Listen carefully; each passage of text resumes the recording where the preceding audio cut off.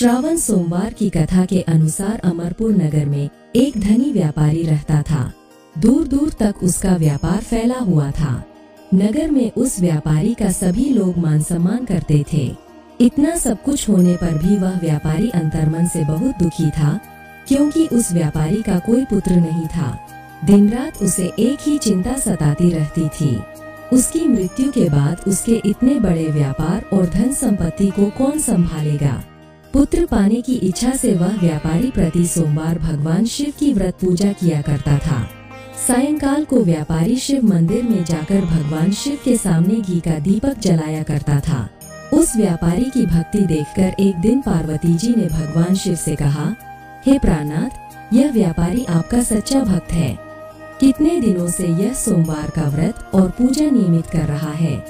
भगवान, आप इस व्यापारी की मनोकामना अवश्य पूर्ण करें।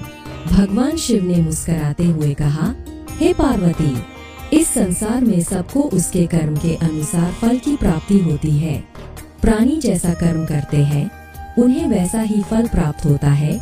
इसके बावजूद पार्वती जी नहीं मानी। उन्होंने आग्रह करते हुए कहा, नहीं प्राणनाथ, आपको इस व्यापारी की इच्छा पूरी करनी ही पड़ेगी। यह आपका अनन्य भक्त है।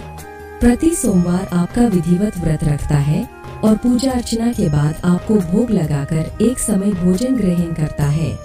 आपको इसे पुत्र प्राप्ति का वरदान देना ही होगा। पार्वती जी का इतना आग्रह देखकर भगवान शिव ने कहा, तुम्हारे आग्रह पर मैं इस व्यापारी को पुत्र प्राप्ति का वरदान देता हूँ, लेकिन इसका पुत्र 16 वर्ष से अधिक जीवित नहीं रहेगा। उसी रात भगवान शिव ने स्वप्न में उस व्यापारी को दर्शन देकर उसे पुत्र प्राप्ति का वरदान दिया और उसके पुत्र के 16 वर्ष तक जीवित रहने की बात भी बताई। पार्वती जी के आग्रह करने पर भगवान शिव ने उस लड़के को जीवित होने का वरदान दिया और कुछ ही पल में वह जीवित होकर उठ बैठा। शिक्षा समाप्त करके अमर मामा के साथ अपने नगर की ओर चल दिया।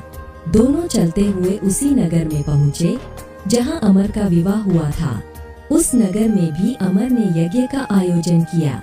समीप से गुजरते हुए नगर के राजा ने यज्ञ का आयोजन देखा। राजा ने अमर को तुरंत पहचान लिया।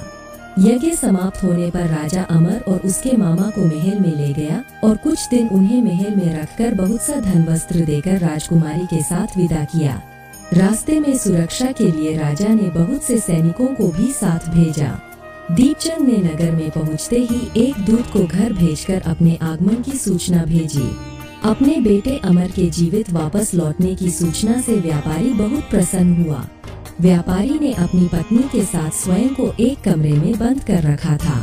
भूखे प्यासे रहकर व्यापारी और उसकी पत्नी बेटे की प्रतीक्षा कर रहे थे। उन्होंने प्रतिज्ञा कर रखी थी कि यदि उन्हें अपने बेटे की मृत्यु का समाचार मिला तो दोनों अपने प्राण त्याग देंगे। व्यापारी अपनी पत्नी और मित्रों के साथ नगर के द्वार पर पहुंचा। अपने बेटे के विवाह का समाचार सुनकर पुत्रवधू राजकुमारी चंद्रिका को देखकर उसकी खुशी का ठिकाना न रहा। उसी रात भगवान शिव ने व्यापारी के स्वप्न में आकर कहा, हे श्रेष्ठी, मैंने तेरे सोमवार के व्रत करने और व्रत कथा सुनने से प्रसन्न होकर तेरे पुत्र को लंबी आयु प्रदान की है। व्यापारी बहुत प्रसन्न हुआ। अगर आपको सच्ची प्रेरणा, जीवन की सच्चाई और आध्यात्मिकता से जुड़ी कहानियाँ पसंद है तो जरूर सब्सक्राइब करें कथा सागर 2M चैनल को। Folded hands.